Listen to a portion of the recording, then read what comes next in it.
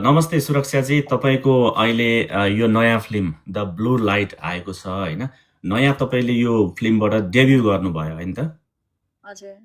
कस्तो लागेको छ यो नयाँ तपाईँ सकिगोमा अब तपाईँ चर्चित अनुहार नै हो, धेरैले सकिगो हेरेर तपाईँ र हाम्रो कक्रोचजीको जोडी त धेरैले रुचाउनु पनि भयो होइन? सकिगोनीमा खेलेको अनुभव र अहिले नयाँ फिल्म खेलिरहँदा के डिफ्रेन्स हुँदो रहेछ?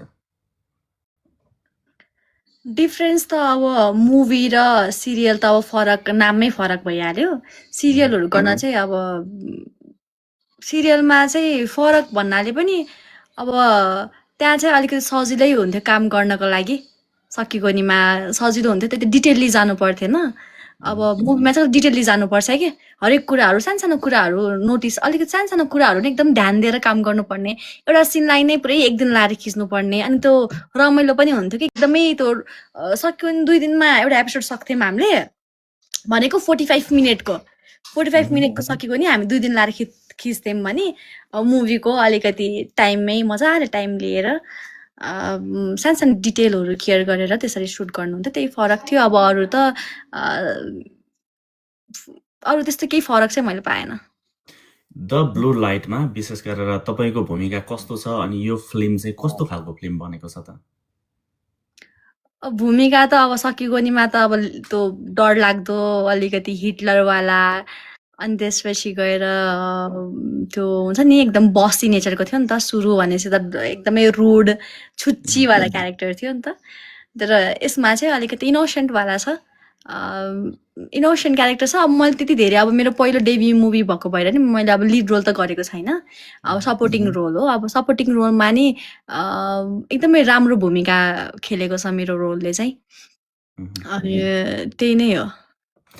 अनि जस्तै अलरेडी स्थापित भइसक्नु भएको कलाकारहरू होइन, अर्पण थापा, बेनिसा हमाल, सृष्टि श्रेष्ठदेखि लिएर आयुष्मान जोशी, महेश त्रिपाठीहरूसँग तपाईँले काम गर्न पाउँदा कस्तो अनुभव हुँदो रहेछ? उहाँहरूको अगाडि अलिकति प्रेसर फिल पनि हुन्छ अथवा धेरै सहज महसुस गर्नुभयो अथवा कस्तो भयो अनुभव?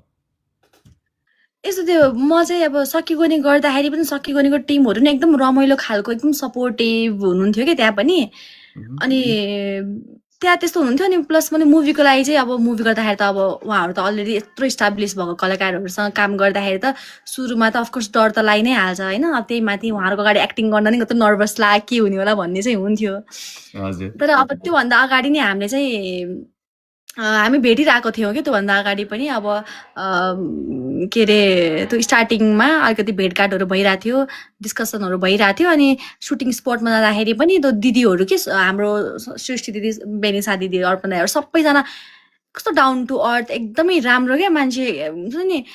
उहाँहरूले मलाई त फिल हुनै दिनु भएन कि डर लाग्नेवाला माहौल नै भएन कि, एकदम सपोर्ट गर्ने, सिकाउने, यस्तो गर्ने, यस्तो गर भन्ने। अनि त्यो डर लाग्नेवाला त्यहाँ एक्सन भनेपछि कसरी हुन्छ, आफ्नो काम मात्र राम्रो गरौँ, कसरी हुन्छ आफ्नो बेस्ट दिउँ। मेरो पहिलो मुभी हो, यसले त मलाई त फ्युचरमा कस्तो गर्छु त्यही अनुसारै डिसाइड गर्ने हो नि त अगाडि गएर होइन। मैले कस्तो काम गर्छु त्यही अनुसारै मैले भोलि गएर काम पाउने हो। राम्रो अहिले राम्रो गर्न सक्यो भने त मलाई मान्छे नोटिस गर्नुहुन्छ। अब सकिगोनीमा त रुचाइदिनु भएको थियो मेरो एक्टिङ पनि मान्छेहरू कति धेरैले।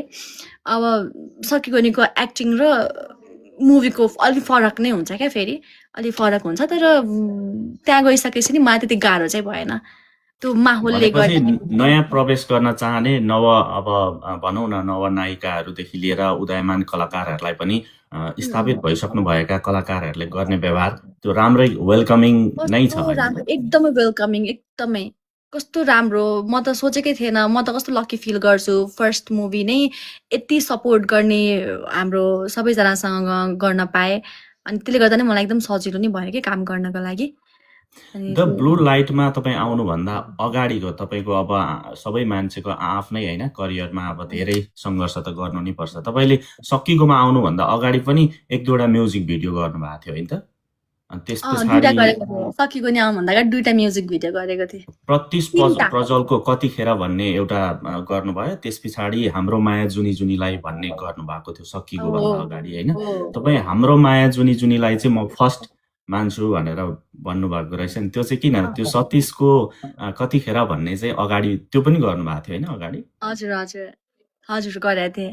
मह्म, त्यो चाहिँ कस्तो खालको भयो भन्दाखेरि कतिखेर गर्दाखेरि त्यो कतिखेर चाहिँ कस्तो त्यो टाइममा सुट गर्दाखेरि सुट गरे जस्तो नै फिल भएन कि एउटा साथीवाला माहौल थियो अनि मह्म, यतिकै गरे यतिकै सुट गरेर आए जस्तै भयो अनि त्यो मलाई कुनै किन दिमागमा त्यो वाला गरेछु है भन्ने नै त्यो बस्दै बसेन खै कुनै किन हो थाहा नै छैन तर फेरि ए होइन मैले गरेको छु त भन्ने चाहिँ पछि सेकेन्ड ए साँच्ची हाम्रो माया जुनलाई त सेकेन्ड पो हो त मेरो भन्ने पछि हुन्थ्यो क्या मलाई त्यो अब घरिघरि त्यस्तो हुँदो रहेछ तर त्यस्तो होइन अब अब हाम्रो हाम्रो माया जुनीलाई त सेकेन्ड नै हो मह्म। कति सुन्नु पनि भएको छ होला त्यो गीत त राम्रो छ त्यो गीत अनि तर त्योभन्दा धेरै त तपाईँको पछिल्लो म्युजिक भिडियो फुलले बिजाको देखेको छौरा भन्ने त्यो त सर्वाधिक होइन दर्शकहरूको मनमुटुमा पनि बस्न सफल भयो अर्जुन पोखरेल र शान्तिश्री परियारको स्वरमा रहेको अनि तपाईँ र विक्रमजीको त्यहाँ जब मानिसहरूले त्यो जोडी देखे त्यो अति नै रुचाए विक्रमजी र तपाईँसँगको सहकार्य कसरी तपाईँहरूको सुरु भयो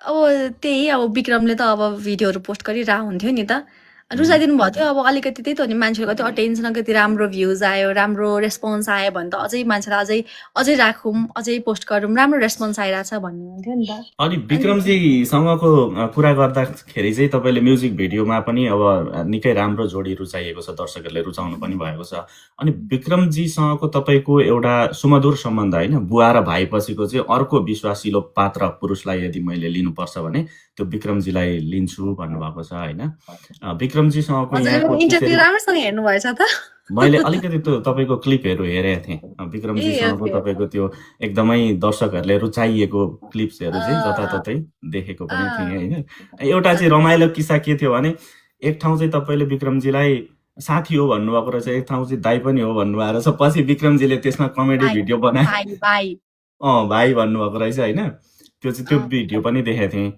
यो सकिकोमा तपाईँ जसरी जोइन हुनुभयो नि त्यतिखेर सकिगोमा प्रवेश गर्दै गर्दाखेरि यहाँ छुटाउनै नहुने नाम चाहिँ स्मारिका जस्तो लाग्छ होइन तपाईँ जब बुटवल कहाँबाट स्मारिकासँग काठमाडौँ आउनुभयो त्यतिखेर फोन आएको कुरा थियो नि त्यो अलिकति स्मरण गरौँ न त्यस पछाडि कनेक्ट हुनुभयो नि त के भएको थियो त्यो बेला ठ्याक्कै तपाईँ सकिगोमा जानुभन्दा अगाडि स्मारिकासँग कहाँ भेट भयो अनि कसरी आउँदै गर्दा सकिगोसँग तपाईँ जोडिनु भयो त्यो मैले हाम्रो माया जुनलाई गरिसकेपछि त्यही गीतमा फेरि स्मारिका र म छौँ नि त अनि त्यो गीतमा म र स्मारिका छौँ अनि त्यो गीत गरिसकेपछि इन्टरभ्यू दिनलाई शिशिरदाले बोलाउनु भयो कि यहाँ काठमाडौँ अनि इन्टरभ्यू दिनलाई आएको थिएँ अनि स्मारिकासँग बसिरहेको थिएँ स्मारिकासँग बस्दाखेरि बले दाईको कल आयो बले दाईले नोटिस गर्नुभएछ अनि प्रमोसनको लागि गएको थिएँ बले दाईको गीतलाई सपोर्ट गर्नलाई अनि त्यतिखेर बले दाईसँग भेट भयो उहाँले भेट भइसकेपछि ठ्याक्कै अर्को दिनै एउटा गेस्ट एउटा रोलको लागि एउटा मान्छे आइरहेछ उहाँले मलाई सम्झिनु भयो त्यो रोलको लागि भनौँ न अनि सम्झिसकेपछि अनि मान्छेहरू रुचाइदिनु भयो मेरो कामहरू अनि रुचाएपछि कन्टिन्यू भयो त्यसरी नै जोडिएँ म त्यहाँ चाहिँ स्मारिकालाई भन्छु तपाईँलाई सकिगो हुँदै अहिले त अब द ब्लू लाइट फिल्मसम्म तपाईँले अभिनय पनि गर्नुभएको छ विभिन्न म्युजिक भिडियोहरूमा पनि अभिनय गर्नुभएको छ धेरै दर्शकहरूले तपाईँलाई अझै धेरै म्युजिक भिडियोमा अझै धेरै अरू राम्रो राम्रो फिल्महरूमा हेर्न खोजिरहनु भएको छ अब ब्लू लाइट हेरिसके पछाडि दर्शकहरूको प्रतिक्रिया त पक्कै पनि आइहाल्छ अलिकति प्रिमियरको कुरा गरौँ न तपाईँहरूले अघिल्लो दिन जुन प्रिमियर गर्नुभयो त्यहाँबाट दर्शकहरूले तपाईँको भूमिका लगायत फिल्मको विषयमा कस्तो सकारात्मक र कस्तो नकारात्मक टिप्पणी गर्नुभयो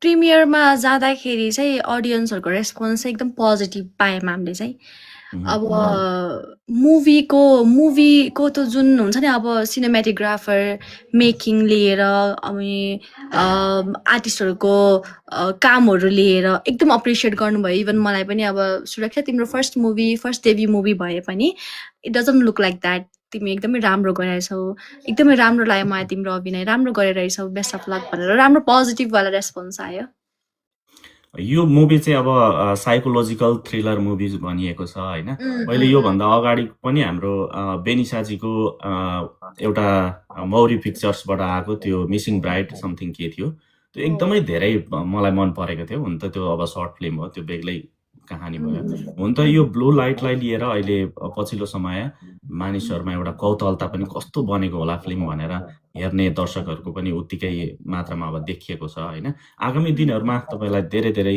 शुभकामना पनि छ अरू धेरै फिल्महरूमा म्युजिक भिडियोमा देख्न पाऊँ जाँदा जाँदै केही भन्न चाहनुहुन्छ दर्शकहरूलाई हजुर मलाई माया गर्ने दर्शकहरूलाई सुरक्षाले सकिगोनीबाट अब अर्को पाइला चालिरहेको छ।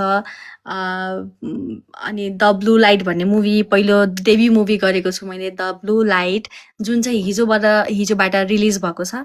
सो म के मात्र भन्न चाहन्छु भने सबैजना एकपटक चाहिँ गएर हेरेर प्रतिक्रिया दिनु, आफ्नो साथ चाहिँ पहिलादेखि दिइराख्नु भएको छ, अहिले पनि त साथको खाँचो छ।